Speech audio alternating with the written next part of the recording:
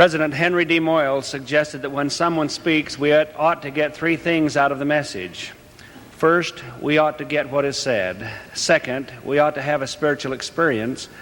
And third, we should keep the commitments we make to ourselves. Let's write our commitments down and follow through. Don't ever make a commitment to yourself you don't intend to keep. If you do, you weaken your character. For 26 years, since I was 15, I was involved in the grocery industry.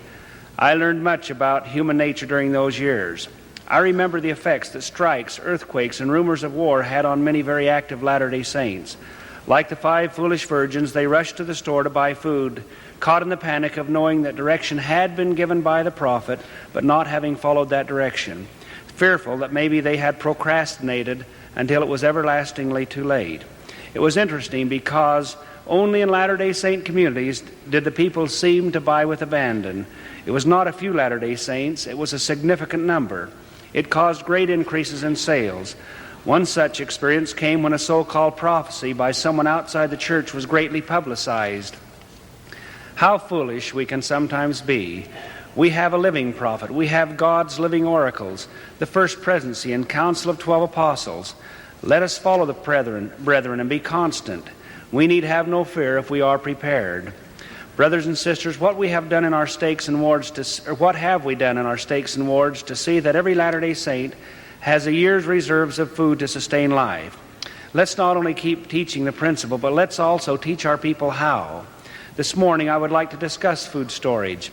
Let me suggest 3 or 4 things we can do. Start by taking an inventory. Take a physical count of all of your reserves. This would be a great family home evening project if you're prepared. If not, it may be terribly embarrassing to you in front of your family. Imagine how the powerful testimony you bear concerning a living prophet must sound to your children, who know that as a family head, you have been counseled for years to have a year's reserve of food on hand. We need to know where we are. Every family should take an inventory, get all the facts. Second, decide what is needed to bring your present reserve levels to a year's supply. Then make a list and prepare a plan. Consider first, what are the basics? Wheat or grain from your locale, sugar or honey, dried milk, salt and water. Most of us can afford such basics. Buy them from your monthly food budget allowance. The church discourages going into debt to buy for storage. Now that you know where you are and where you need to be, the third step is to work out a time schedule when you will reach your goal. I suggest 1 year from today, we ought to have a year's supply of food in every active and many inactive members' homes in the church. Where food storage violates the law of your land, then abide the law. However, even in those cases, we can plant gardens, fruit trees, and raise rabbits or chickens. Do all you can within the laws of your community, and the Lord will bless you when the time of need comes. Now here are some suggestions how. 1, follow the prophet. He has counseled us to plant a garden and fruit trees. This year, don't just think about it, do it. Grow all the food you possibly can. Also remember to buy your supply of garden seeds so that in case of a shortage, you will have them for the following spring. I'm going to tell you where to get the money for all the things I'm going to suggest. 2, find someone who sells a large bulk of grains depending on your locale. Make arrangements to buy a ton or so. 3, find someone who sells honey in large containers and make arrangements to buy what you can afford on a regular basis, or buy a little additional sugar each time you go to the store. 4, purchase dry milk from the store or dairy on a systematic basis. 5, buy a case of salt the next time you go to the store. In most areas, 24 one-pound packages will cost you less than $5. 6, store water for each member of your family to last for at least 2 weeks. Where the foods I mentioned are not available or are not basic in your culture or area, make appropriate substitutions. Now you ask, where do I get the money for these things? I agree we need them, but I'm having a hard time making ends meet. Here is how you do it. Use any one or all of these suggestions, some of which may not be applicable in your country. Decide as a family this year that 25 or 50% of your Christmas will be spent on a year's supply. Many families in the church spend considerable sums of money for Christmas. Half or part of these Christmas monies will go a long way toward purchasing the basics. I recall the Scotsman who went to the doctor and had an x-ray taken of his chest. Then he had the x-ray gift wrapped and gave it to his wife for their anniversary. He couldn't afford a gift, but he wanted her to know his heart was in the right place.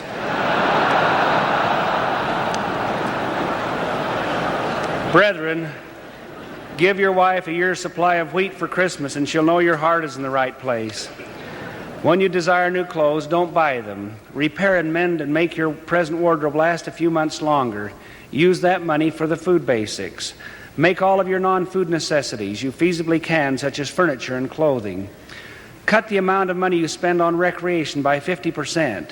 Do fun things that do not require money outlay, and make more lasting impressions on your children. Decide as a family that there will be no vacation or holiday next year unless you have your year's supply.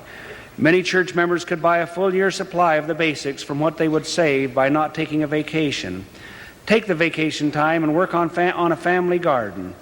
Be together, and it can be just as much fun. If you haven't a year's supply yet, and you do have boats, snowmobiles, campers, or other luxury possessions, sell or trade one or more of them and get your year's supply.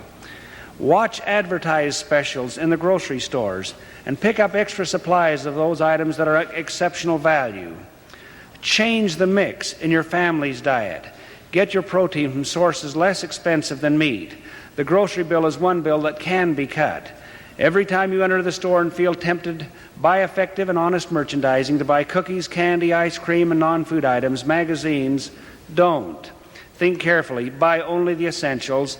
Then figure out what you have saved and spend it on powdered milk, sugar, honey, salt, or grain.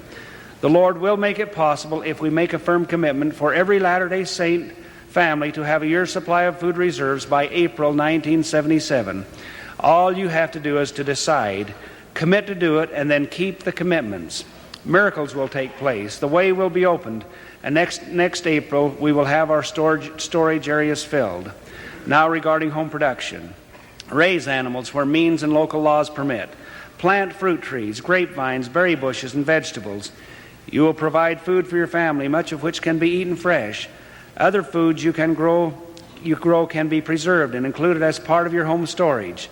Wherever possible, produce your non-food necessities. Sew and mend your own clothing. Make or build needed items. I might also add, beautify, repair, and maintain all of your property. Home production of food and non-food items is a way to stretch your income and a way to increase your skills and talents. It is a way to teach your family to be self-sufficient. Our children are provided much-needed opportunities to learn the fundamentals of work, industry, and thrift. President Romney has said, "We will see the day when we will live on what we will produce."